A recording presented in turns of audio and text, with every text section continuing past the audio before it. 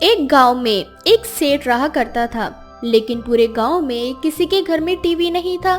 परंतु जब वो सेठ अपने घर टीवी खरीद के लाता है तो पूरे गांव में भीड़ जमा हो जाती है और वह सभी सेठ का टीवी देखने के लिए वहां पहुंच जाते हैं। और सेठ सभी गांव वालों को धमकाते हुए उनसे बोलता है, अरे तुम गरीब लोगों की हिम्मत कैसे हुई मेरे घर के बाहर खड़े होकर मेरे टीवी को देखने की। सेठ, पूरे गांव में किसी के पास टीवी नहीं है सिवाय तुम्हारे। पहली बार हम सभी गांव वालों ने टीवी देखा है जिसमें तरह तरह के शो दिखाए जाते हैं।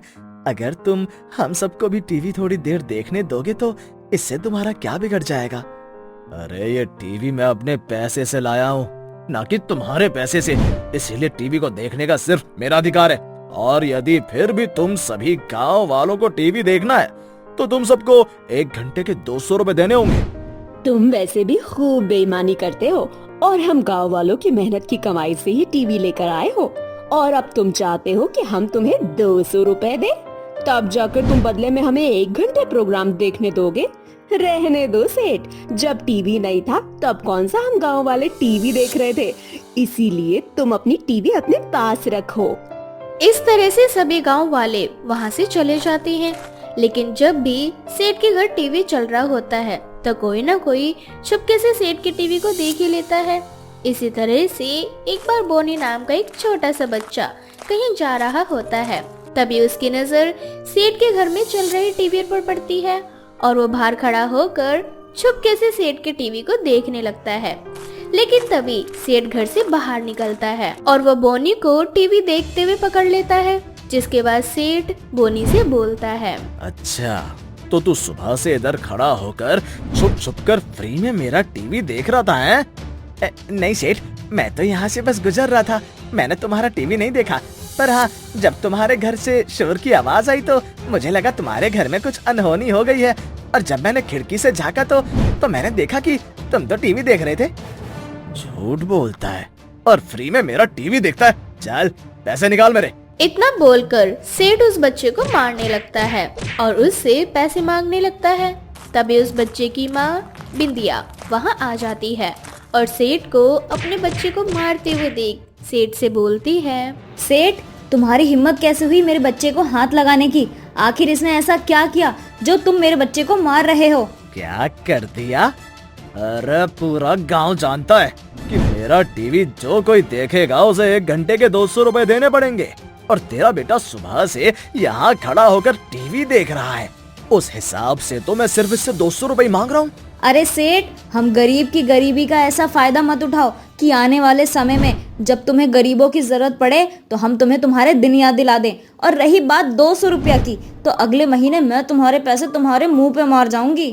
इतना बोलकर बिंदिया अपने बेटे के साथ घर जाती है और बिंदिया खुद खेत में काम करने चली जाती है और पूरे दिन काम करके एक पेड़ के नीचे बैठ जाती है, जहाँ वो अपना सारा दुख सुख उस पेड़ को बताती थी।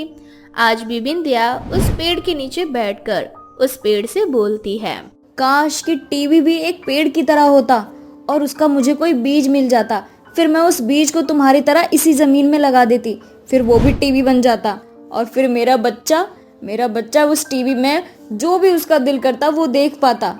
लेकिन अफसोस, टीवी खरीदने के लिए मेरे पास इतने पैसे नहीं हैं। और तो और उस सेठ से मैंने ये भी कह दिया है कि अगले ही महीने मैं उसके 200 रुपये लौटा दूंगी, लेकिन 200 रुपया कमा कर किसी को देना मुझ जैसी गरीब के लिए बहुत बड़ी बात होती है। इतना बोलकर बिंदिया अपनी गरीबी को कोसने लगती है और वो रोने लगती है।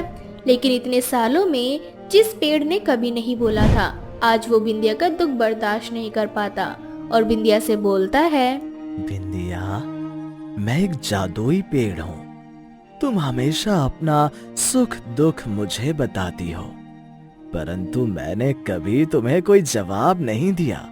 मैं डरता था अगर मैंने तुम्हें बता दिया कि मैं जादुई पेड़ हूँ तो तुम सभी गांव वालों को बता दोगी, और फिर लालची गांव वाले मुझसे आकर कुछ ना कुछ मांगा करेंगे।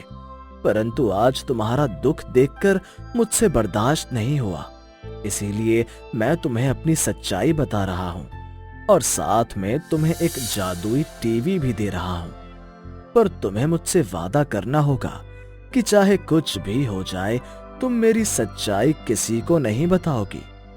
अगर तुमने मेरी सच्चाई किसी को बताई तो ये जादुई टीवी खराब हो जाएगा और तुम और भी ज्यादा गरीब हो जाओगी। क्या? जादुई टीवी? लेकिन मुझे तो टीवी चलाना ही नहीं आता जादुई पेड़। और रही बात आपकी सच्चाई की, तो मैं मर जाऊंगी लेकिन कभी किसी को पता नहीं चलने दूंगी। बिंदिया की बात सुनकर जादुई पेड़ बहुत खुश होता है और वो बिंदिया को इस टीवी को चलाने का एक राज बताता है। बिंदिया, जादुई टीवी तुम्हारे बोलते ही अपने आप चलेगा, परंतु हाँ, जैसे और टीवी को बिजली की जरूरत होती है चलाने के लिए, ठीक उसी तरह से इस टीवी को भी किसी चीज की जरूरत है, और वो है तुम्हारा नाच। अगर तुम इसके सामने खुश होकर नाचोगी तो ही ये चालू होगा और तुम्हारी बात मानेगा और तुम्हारी बातों का जवाब देगा। यदि तुम इसके सामने रोओगी तो ये तुम पर ही उल्टा गुस्सा होगा। तो अब देख लो कि जादुई टीवी को कैसे चलाना है। मैं सब कुछ समझ गई हूँ जादुई पेड़। अब बिंदिया उस जादुई पेड़ को अपने साथ घर ले जाती है।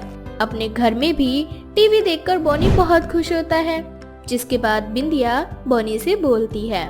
बोनी बेटा, मुझे तुम्हें एक राज की बात बतानी है। मेरी कसम खाओ कि तुम ये बात कभी किसी से नहीं बताओगे। माँ, मैं आपकी कसम खाता हूँ, आप मुझे जो भी राज बताओगी वो मैं किसी को नहीं बताऊंगा। जिसके बाद बिंदिया उसको टीवी चालू करने का राज बताती है। अब बोनी उस टीवी को चालू करने के लिए उस टीवी के सामने नाचता है और अपने बेटे को नाचता देख बिंदिया की हंसी निकल जाती है। वह लोग जादुई टीवी देखकर बहुत खुश होते हैं, इसलिए वो टीवी चालू हो जाता है और बोनी अपनी माँ से बोलता है। ये क्या माँ, मुझे तो कार्टून देखना था पर इसमें तो गाने चल रहे हैं। बोनी के इतना बोलते ही अपने आप टीवी में कार्टून चल जाता है।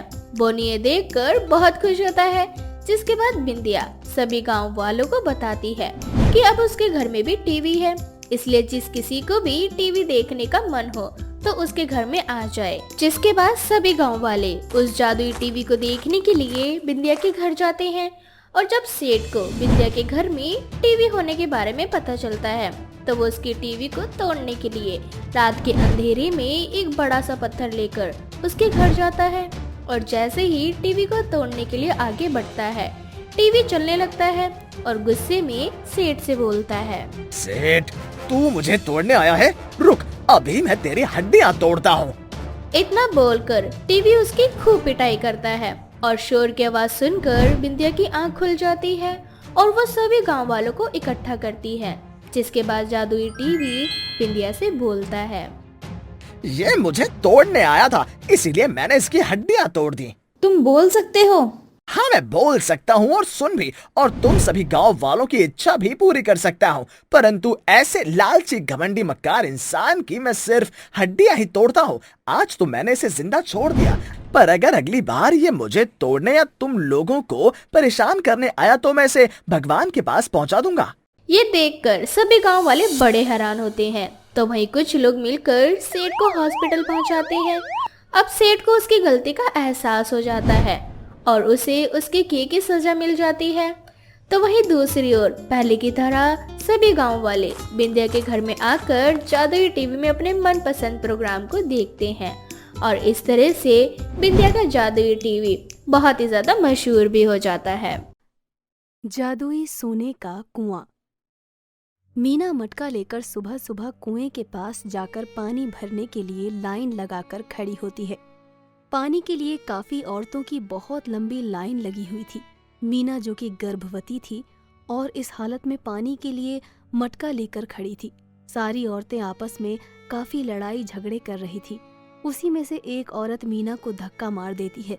मीना जाकर जमीन पर गिरती है और वो औरत मीना से लड़ते हुए कहती है, यह जितनी औरतों ने लाइन लगा रखी है पानी के लिए वो सारी एक उच्च घराने से हैं और तू एक गरीब घर की औरत हमारे साथ बराबरी में खड़ी होकर हमारे ही कुएं से पानी पिएगी? हाँ? पानी पीने का अधिकार तो सभी को है ना दीदी, फिर चाहे वो अमीर हो या गरीब। और पानी यहाँ किसी के घर से नहीं आ रहा, पूरे गांव वालों का अधिकार है इस गांव के बने हुए कुएं पर पानी पीने के लिए। अरे जुबान तो तेरी कैंची की तरह चलती है, लेकिन तेरी जुबान चलाने से तुझे इस कुएं से पानी नहीं भरने देंगे हम, समझी तू? 2 कदम चल कर जा, वहाँ एक और कुआं बना है जिसका पानी सिर्फ तुम जैसे गरीब लोग ही पीते हैं। वहाँ जाकर पानी भरना, समझी? मीना खुद को संभालते हुए उठती है और अपना मटका उठाकर दूसरे कुएं की तरफ जाती है। उस कुएं का पानी काफी गंदा होता है, मगर मीना फिर भी कुएं से पानी निकालती है और उस पानी को लेकर अपने घर आ जाती है। मीना और उसके पति मोहन दोनों के घर की हालत काफी ज्यादा बुरी थी। उन्हें कभी एक वक्त की रोटी नसीब होती थी तो कभी तो वो भी नसीब नहीं होती थी। लेकिन फिर भी इन हालातों के बीच मीना और मोहन दोनों हार नहीं मानते।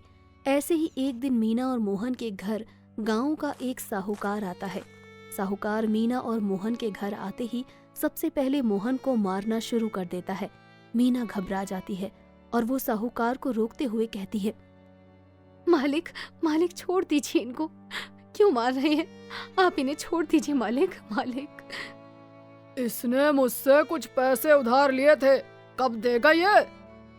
मालिक बस कुछ समय और दे दीजिए, हम आपकी पाई पाई चुका देंगे। जब पैसे देने की औकात नहीं तो लेते क्यों हो? मैंने तो तुम्हें तुम्हारी जरूरत की वजह से पैसे दिए थे। मुझे मेरे पैसे वापस चाहिए, वरना मैं तुम्हें इस गांव से निकलवा दूंगा या तुम्हारा घर खाली करवा दूंगा। मालिक अभी वैसे भी हमें पैसे की बहुत जरूरत है, मेरा समय नजदीक आ रहा है मालिक। मुझे मतलब नहीं है कि तेरा बुरा टाइम चल रहा है या फिर अच्छा टाइम चल रहा है, मुझे मेरे पैसे से मतलब है। 2 हफ्ते का टाइम दे रहा हूँ। इन 2 हफ्तों में अगर तुमने मेरे पैसे नहीं दिए तो तुम्हें इस गांव से और इस घर से दोनों से भगा दूंगा। मालिक हम आपका 1-1 पैसा चुका देंगे। ऐसे ही समय बीतता जाता है और मोहन साहूकार के पैसे चुकाने के लिए जगह जगह लोगों से काम मांगने लग जाता है, मगर कोई भी उसे काम नहीं देता। ऐसे ही मोहन एक दुकान पर जाता है, जहाँ दुकान का मालिक मोहन से कहता है, ठीक है, मैं तुम्हें काम पर रखूंगा। तुम्हें रोज के जितने भी चावल के बोरे होंगे वो तुम्हें उठा के गोदाम से लाना होगा और दुकान पर रखना है। और हाँ, ये बोरे तुम्हें तुम्हारे कंधे पर लाने होंगे। ठीक है मालिक। ठीक है, अब मैं रोज के तुम्हें 200 रुपए दूंगा। ठीक है मालिक, मगर मालिक 200 रुपया तो बहुत कम है। इतने पैसे में करना है तो कर, वरना भाग यहाँ से। ठीक है मालिक। ऐसे ही मोहन सुबह से लेकर शाम तक चावलों के बोरे खुद के कंधे पर उठाता हुआ गोदाम से उठाकर दुकान पर लाकर छोड़ता है। ऐसे ही शाम को मालिक से पैसे लेने के बाद मोहन खुशी से अपनी पत्नी मीना के लिए फल वगैरह खरीद कर लेकर घर जाता है। ऐसे ही दोनों पति पत्नी का समय ठीक से चल रहा होता है कि एक दिन अचानक मोहन की तबीयत खराब होने लगती है। मीना के गर्भावस्था का पूरा समय चल रहा था। उसे समझ में नहीं आ रहा था कि वो क्या करे। मोहन काम छोड़कर घर पर ही होता है क्योंकि उसकी तबीयत खराब होती है। कुछ समय से जो घर की आर्थिक हालत थोड़ी सी ठीक हुई थी वो अब बद से बदतर होती जा रही थी। मोहन की इतनी ज्यादा तबीयत खराब हो जाती है और घर में पैसे न होने के कारण उसका ठीक से इलाज नहीं हो पाता, जिस कारण मोहन बीमारी से तड़प तड़प कर दम तोड़ देता है। मीना ये सदमा बर्दाश्त नहीं कर पाती और वो रो रो के बेहोश हो जाती है। ऐसे ही समय बीतता जाता है और घर की आर्थिक हालत दिन प्रतिदिन और खराब हो जाती है। मीना पति के जाने का सदमा और घर की आर्थिक हालत को देखते हुए वो खुद से बातें करते हुए कहती है, अब मेरे जीने का क्या ही मतलब है। जिसके सहारे मैं जी रही थी वो अब मेरे जीवन में नहीं है। मेरा मर जाना ही बेहतर होगा।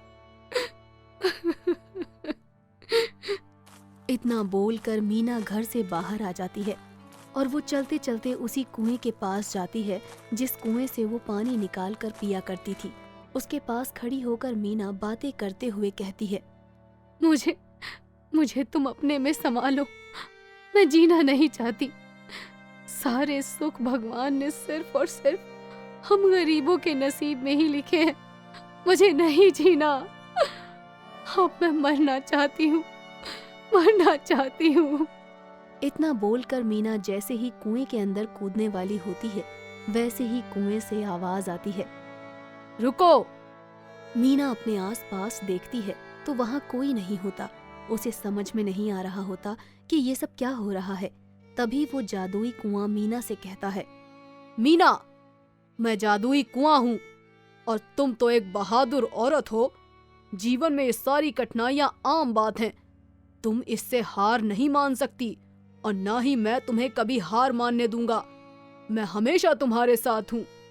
क्या सच में तुम जादुई कुआं हो? मैं जादुई कुआं हूँ और तुम चिंता मत करो।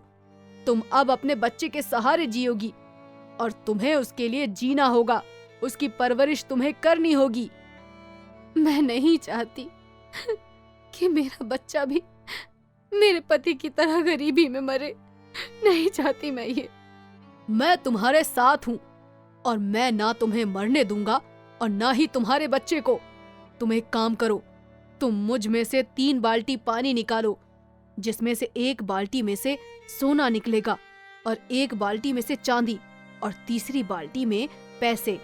इससे तुम्हारे घर की आर्थिक हालत भी ठीक होगी और तुम्हें भविष्य में किसी भी चीज की जरूरत होगी तो तुम इस सोना चांदी और पैसे से उसकी पूर्ति कर सकती हो।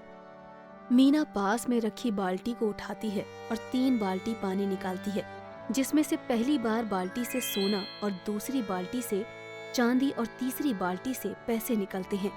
इसके बाद मीना सोना, चांदी और पैसे लेकर अपने घर चली जाती है।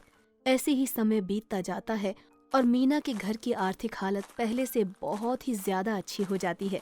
मीना जादुई सोना, चांदी और पैसे से अपने लिए एक घर बनवाती है और लोगों के लिए गांव में, चाहे वो अमीर हो या गरीब, सबके लिए कुएं बनवाती है। ऐसे ही मीना का 9वां महीना शुरू हो जाता है और मीना एक बहुत ही प्यारे से बेटे को जन्म देती है, जिसके बाद मीना अपने बच्चे के साथ अपने जीवन में आगे बढ़ जाती है। तरबूज शरबत बेचने वाली चुड़ैल। एक बार की बात है, एक आदमी काम पर से थका हारा रात के समय अपने घर जा रहा होता है। उस दिन गर्मी बहुत ज्यादा होती है, हवा भी नहीं चल रही होती। चलते चलते उस व्यक्ति का गला सूखने लगता है। तभी वो देखता है कि सुनसान रोड पर एक औरत तरबूज का शरबत बेच रही थी। तरबूज का शरबत बेच रही उस औरत को देख वो व्यक्ति उस औरत के पास जाता है और उससे बोलता है, अरे ये शरबत कैसे दिए? 20 रुपए गिलास। चलो ठीक है, एक गिलास मुझे दे दो। गर्मी बहुत ज्यादा हो रही है, गर्मी के मारे पूरा गला सूखा जा रहा है। अच्छा सुनो, एक काम करना, 2 गिलास पैक भी कर देना। घर पर बच्चे भी हैं, उन्हें भी तरबूज का शरबत बहुत पसंद है। उस आदमी के कहने पर वो औरत आदमी को 1 गिलास शरबत दे देती है, साथ ही 2 गिलास शरबत पैक कर देती है। वो व्यक्ति जब शरबत पीने लगता है तो उसे वो शरबत बहुत अच्छा लगता है और वो बोलता है, सच में तुम्हारे हाथ में तो जादू है। आज से पहले तरबूज का इतना बढ़िया शरबत मैंने कभी नहीं पिया। अरे अगर तुम शरबत बाजार में या गांव-गांव जाकर तरबूज का शरबत बेचोगी तो तुम्हारी बहुत कमाई होगी। पर मुझे गांव-गांव जाकर कमाई नहीं करनी। मुझे बस यहाँ से गुजरने वाले हर शख्स को अपना शरबत पिलाना है, फिर उसका खून पीना है। उस औरत की इस तरह की बहकी बहकी बात सुनकर वो आदमी बहुत ज्यादा डर जाता है और वहाँ से जाने लगता है। तभी वो औरत एक चुड़ैल का रूप ले लेती है और अपने हाथों को लंबा करके उसे अपने पास खींच लेती है और चुड़ैल पेड़ पर उल्टा लटक जाती है। उसके शरीर का सारा खून पी लेती है और खुद से बोलती है, मजा आ गया इस आदमी का खून पीकर। गर्मी सच में बहुत ज्यादा हो रही थी। बस अब रोज कोई ना कोई इस रास्ते से गुजरे और उन सभी का मैं इसी तरह से खून पीऊंगी। जब तक मैं अपने कातिल का खून पीकर उसे नहीं मार देती, तब तक ना तो मेरी आत्मा को शांति मिलेगी और ना ही यहाँ से गुजरने वाले किसी भी व्यक्ति को जिंदा छोड़ूंगी। इतना बोलकर चुड़ैल जोर जोर से हंसने लग जाती है। अब ऐसे ही कुछ दिन बीत जाते हैं और एक बार फिर एक व्यक्ति उस रास्ते से गुजरता है और वो चुड़ैल बड़ी ही बेरहमी से उस आदमी को भी मार देती है। अब ये मौत का सिलसिला गांव में कुछ इसी तरह से शुरू हो जाता है और पूरे गांव में ये बात पता चल जाती है कि रात के समय गांव के बाहर वाले रास्ते पर एक चुड़ैल शरबत बेचती है और जो भी कोई इस चुड़ैल के हाथों का शरबत पीता है वो चुड़ैल उसका खून पी जाती है और जिस वजह से कोई भी उस रास्ते से नहीं आता जाता। ऐसे ही एक दिन हरिया नाम का एक व्यक्ति कई सालों बाद शहर से अपने गांव जा रहा होता है रात का समय होता है और वो जैसे ही चुड़ैल वाले रास्ते पर पहुंचता है, वहाँ एक औरत को तरबूज का शरबत बेचते हुए देखता है। ये देख हरिया नाम का व्यक्ति उस औरत के पास जाता है और उससे बोलता है, अरे वाह, तरबूज का शरबत बेचा जा रहा है। बेचो बेचो, इसमें बहुत कमाई है। आखिर तरबूज का शरबत बेच बेच कर ही तो मैं अमीर हुआ हूँ और शहर में जाकर रहता हूँ। अब मेरी बीवी बच्चे भी शहर में ही है। ये तो बहुत अच्छी बात है साहब। वैसे साहब, गर्मी बहुत ज्यादा हो रही है और सभी लोगों का कहना है कि मेरे जितना अच्छा शरबत इस पूरे गांव में कोई नहीं बनाता। अगर ऐसा है तो एक गिलास शरबत मुझे भी दो। अब चुड़ैल हरिया को अपने हाथों से तरबूज का एक गिलास शरबत बनाकर देती है। हरिया जब तक उस शरबत को पी रहा होता है, चुड़ैल उसे शरबत पीता देख खुद से बोलती है, कब से मुझे तेरा ही इंतजार था हरिया, आखिर आज तू आ ही गया। पी ले जल्दी से शरबत पी। मेरे हाथ का बना ये तरबूज का शरबत जब तू पिएगा तभी तो मैं तेरा खून पीऊंगी और तब जाकर मेरी आत्मा को शांति मिलेगी।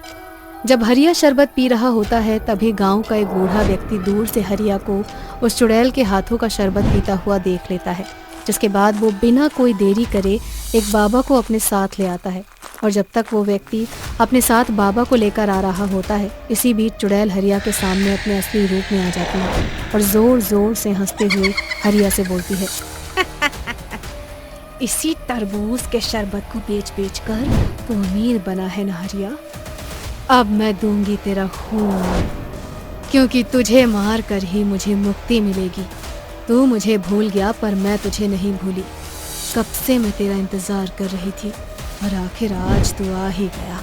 इतना बोलकर चुड़ैल उसकी गर्दन पकड़ लेती है और जैसे ही चुड़ैल हरिया का खून पीने लगती है कि तभी वो व्यक्ति बाबा के साथ वहाँ आ जाता है और बाबा चुड़ैल के ऊपर माता रानी का लाल सिंदूर डाल देते हैं, जिससे चुड़ैल के पूरे शरीर में करंट लगने लगता है और वो उन सभी से दूर जाकर गिरती है।